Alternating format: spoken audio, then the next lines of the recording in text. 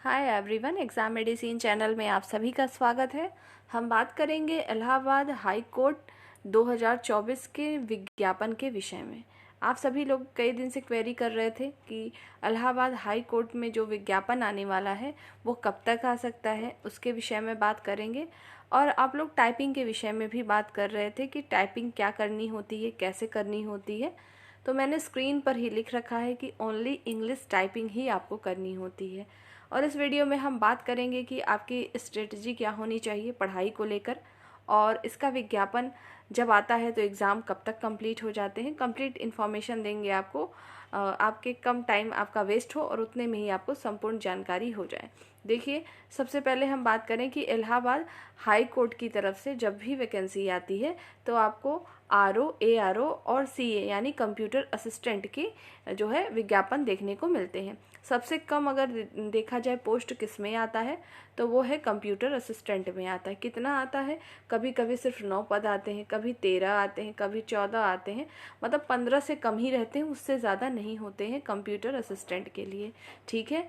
और अगर फ़ी की बात करें तो चाहे आप आरओ के पोस्ट के लिए अप्लाई करिए, एआरओ के लिए करिए या सीए के लिए करिए, सभी की सिमिलर फ़ीस होती है। उतनी ही फ़ीस आपको पेमेंट करनी होती है। 700 से 800 रुपये तक की इसकी फ़ीस होती है। बाकी कैटेगरी वाइज छूट मिलती है आपको। तो ये रहा सिर्फ फ़ी के बारे में। और बता दूं कि 2024 की बात करें कि विज्ञापन में जो आरओ और एआरओ है, देखिए जब भी इनका विज्ञापन आता है तो अगर मान लीजिए रेगुलर तो वैकेंसी है नहीं कि हर साल आती है, 2 साल 3 साल की गैपिंग पे आती रहती है। तो जब भी विज्ञापन आता है तो जिस साल एआरओ में वैकेंसी ज़्यादा होती है तो आरओ की कम होती है। पिछली बार जब आया हुआ था इसका विज्ञापन तो उस समय एआरओ के पद ज़्यादा थे, आरओ के कम थे। तो इस बार 2024 में आपको आरओ के पद ज़्यादा देखने को मिलेंगे और एआरओ के कम। तो ज़्यादा का मतलब कितना है? क्या 1000? नहीं, आरओ और एआरओ दोनों मिलाकर मतलब कितना भी मैक्सिमम बढ़ेगा तो 350 से 400 के बीच में ही रहेगी। 350 से 400 के बीच में आपको पद देखने को मिलेंगे, केवल आरओ और एआरओ दोनों को मिला के बता रही हूँ, इससे ज़्यादा नहीं आएंगे। ठीक है। अब बात आती है नोटिफिकेशन कब तक आएगा। जैसे आप हर एक भर्ती का इंतज़ार करते हैं कि विज्ञापन आ जाए फिर हम पढ़ने शुरू करेंगे, फिर उसके बाद फॉर्म पहले भरा जाएगा फिर होगा, तो ऐसा मत समझिएगा। इलाहाबाद हाई कोर्ट का अपना एक खुद ही वो आयोग है, वो अपनी तरफ से सारी चीज़ें कंडक्ट कराते हैं। जैसे ही इनका नोटिफिकेशन आता है 20 से 25 दिन आपको फॉर्म भरने के लिए दिया जाता है। 20 से 25 दिन जैसे ही कंप्लीट होते हैं उसके 1 महीने पूरे, मतलब फॉर्म समझ लीजिए विज्ञापन निकलने से एग्ज़ाम होने तक के बीच में ओनली 2 मंथ, 2 महीना बहुत हो जाता है इनके एग्ज़ाम के लिए। तो 2 महीने ज़्यादा आपको एग्ज़ाम के लिए नहीं मिलेगा। तो इसलिए पढ़ाई स्टार्ट कर दें जो चाहते हैं कि हम इसमें सेलेक्ट हो जाएं और इसका फॉर्म भरेंगे। ठीक है। तो अब विज्ञापन की बात करें, आपको पता है कि इलाहाबाद हाई कोर्ट में विंटर वेकेशन भी होते हैं, समर वेकेशन भी होते हैं। तो उस समय समर का टाइम आ चुका है और उनके समर वेकेशन होंगे। जब समर वेकेशन होता है तो कोई भी विज्ञापन जारी नहीं होता, कुछ भी नहीं होता है। ठीक है। अब होगा कब? तो 10 मई से लेके 4 जून तक जो है समर वेकेशन चलेगा हाई कोर्ट का। तो हाई कोर्ट में इस के टाइम पीरियड में कोई भी काम आपका नहीं होगा विज्ञापन से संबंधित। अब देखिए, अगर 10 मई से पहले आपका विज्ञापन आया तो आ जाएगा, अगर नहीं आता है विज्ञापन तो फिर 4 जून के बाद आएगा, मतलब जून लास्ट तक देखने को मिलेगा। या तो 10 मई के पहले संभावना होगी तो आ जाएगा। तो अगर हम बात करें कि संभावना ज़्यादा किसकी है, तो आपको पता है चुनाव भी चल रहा है और अभी इलाहाबाद हाई कोर्ट में भी अपने जो बार काउंसिल के चुनाव होते हैं वो सब कंडक्ट हो रहे थे, वो सब पूरे हो चुके हैं। और जो अभी चुनाव चल रहा है फाइनली आपको 4 जून के बाद से सब कुछ सही हो जाएगा। तो ज़्यादा पॉसिबिलिटी है 4 जून यानी जून में आपके विज्ञापन आने की। तो क्या करें आप कि विज्ञापन आ जाएगा उसके बाद पढ़ेंगे? नहीं, आपको अगर सेलेक्ट होना है तो आपको पढ़ाई शुरू करनी होगी। ऐसा क्यों करना पड़ेगा? क्योंकि अन्य जो आप एग्ज़ाम देते हैं उसमें जो टाइपिंग होती है, पहले एग्ज़ाम होता है, रिज़ल्ट आता है, अगर आप सेलेक्ट हैं तो आप टाइपिंग देते हैं। पहले यही रूल जो है हाई कोर्ट का भी था, लेकिन जो है पिछली बार से चेंज कर दिया गया है। मतलब सिर्फ एक बार ही ऐसा हुआ है जब एनटीए ने ऑनलाइन एग्ज़ाम कंडक्ट कराया और सेम डे पर आपकी टाइपिंग करा ली गई थी। ठीक है। तो इस बार भी मुझे लगता है कि ऑनलाइन ही होगी आपकी सारी चीज़ें। अगर ऑनलाइन होती हैं तो सेम डे पर ही रिटन एग्ज़ाम होगा, सेम डे पर ही आपका टाइपिंग होगा। तो आप समझ सकते हैं कि टाइपिंग के लिए आपको कितना वक्त मिलेगा। अलग से तो टाइम नहीं देना पड़ेगा आपको, क्योंकि इसमें स्पीड जो है टाइपिंग की कितनी मांगती है, 25 वर्ड पर मिनट। बहुत कम है इंग्लिश में ये। बहुत कम इसलिए है कि जो कैंडिडेट एग्ज़ाम देते हैं या टाइपिंग के जो है देते रहते हैं, उनको पता होगा कि 25 वर्ड पर मिनट इंग्लिश के लिए बहुत ही कम है। ठीक, तो इसके टाइपिंग बहुत ही आसान है, आप अच्छे से कर सकते हैं, स्पीड को इंक्रीज़ कर सकते हैं अभी से अगर आप शुरू कर देंगे तो भी। एक्यूरेसी मेंटेन करना बेहद ज़रूरी है, क्योंकि इसमें आपके मार्क्स भी कटते हैं और आपको इसमें नंबर भी मिलता है। आपके जो एग्ज़ाम होते हैं वो 200 नंबर के होते हैं। टोटल कितने होते हैं? 200 नंबर के। ये सिर्फ रिटन एग्ज़ाम को बता रही हूँ। और 50 नंबर की क्या होती है? टाइपिंग होती है। दोनों को प्लस करके ही मेरिट बनती है, यानी 250 250 में से आपकी मेरिट जो है बनाई जाती है। अभी तक निगेटिव मार्किंग नहीं होती थी। ऑनलाइन एग्ज़ाम कंडक्ट हुआ था तब भी इसमें निगेटिव मार्किंग नहीं रखी गई थी।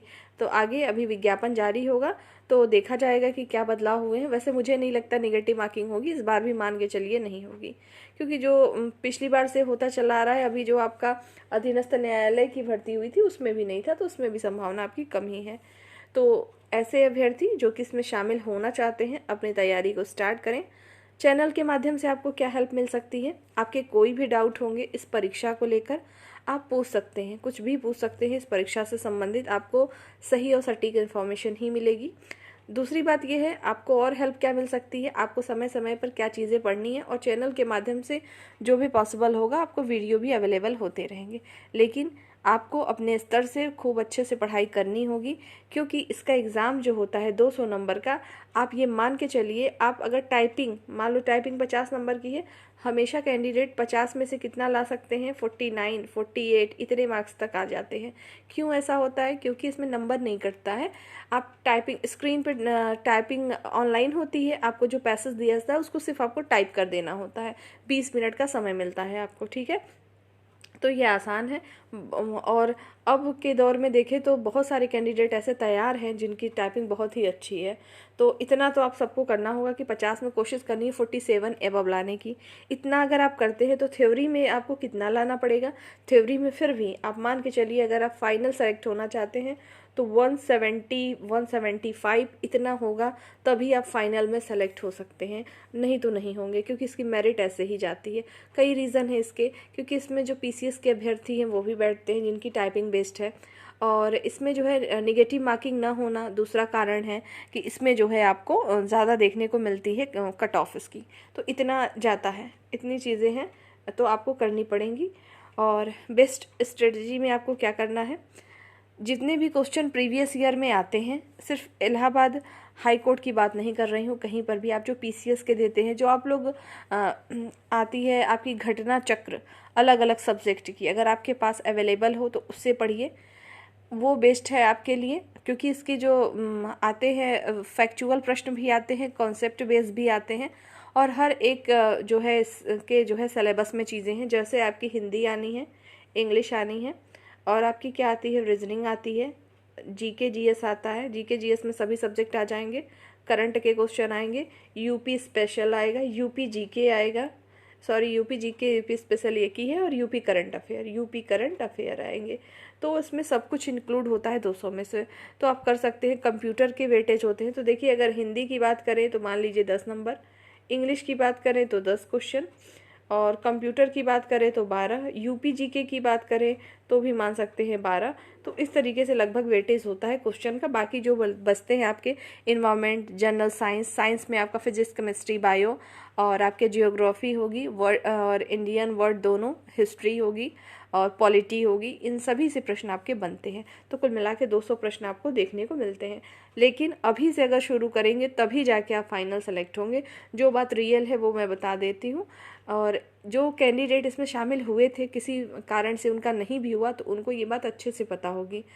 और अगर आप पहले से एग्ज़ाम दे चुके हैं इसका और सेलेक्ट हैं तो आपको पता ही होगा, बहुत सारे कैंडिडेट ऐसे होंगे जो एआरओ पद पे होंगे, लेकिन प्रमोशन के बाद तो आरओ बन ही जाते हैं, लेकिन वो भी आरओ का फॉर्म भर सकते हैं कि उनका पहले ही हो जाए। तो बहुत सारे कैंडिडेट इसमें अप्लाई करते हैं। तो यही रही इसके बारे में संपूर्ण जानकारी। मैंने इसके बारे में डिटेल वीडियो पहले भी आपको दी है, कम्प्लीटली क्या क्या चीज़ें हैं सब कुछ दिखा के। ज़रूरत होगी तो उसको फिर से आप देख सकते हैं। बाकी इसमें शॉर्ट में मैंने हर कुछ बताने की कोशिश की है। तो अपनी तैयारी को बेहतर ढंग से करिए। अगर इसमें इलाहाबाद यूनिवर्सिटी के कैंडिडेट देख रहे हैं, अगर आप इसलिए इलाहाबाद यूनिवर्सिटी के शायद फॉर्म भरे होंगे कि हम इलाहाबाद में ही जॉब करना चाहते हैं या कुछ ऐसा अगर आपका पर्पज़ है, तो इलाहाबाद हाई कोर्ट उससे कई गुना बेहतर है। ठीक है, तो आप वहाँ पर ज़रूर करिए, बाकी आपकी इच्छा है।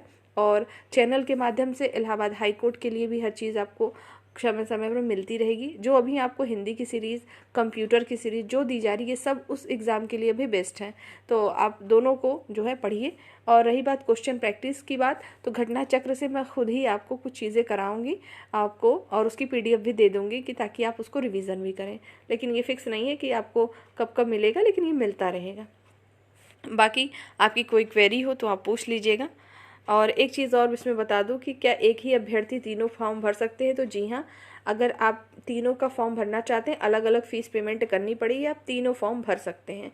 दूसरी बात यह है कि क्या एग्ज़ाम सेम डे पे होता है? सेम डे पर भी हो सकता है पेपर, लेकिन आपको एक ही सेंटर अलॉट होता है।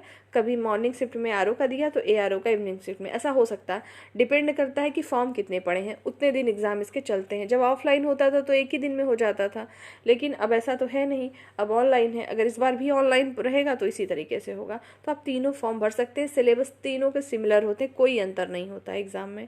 ठीक है, तो यही सारी चीज़ें थी। बाकी आप अपनी तैयारी करते रहिए बेहतर ढंग से, साथ साथ इसकी टाइपिंग की भी तैयारी करें, क्योंकि सेम डेट पर ही आपकी टाइपिंग होती है।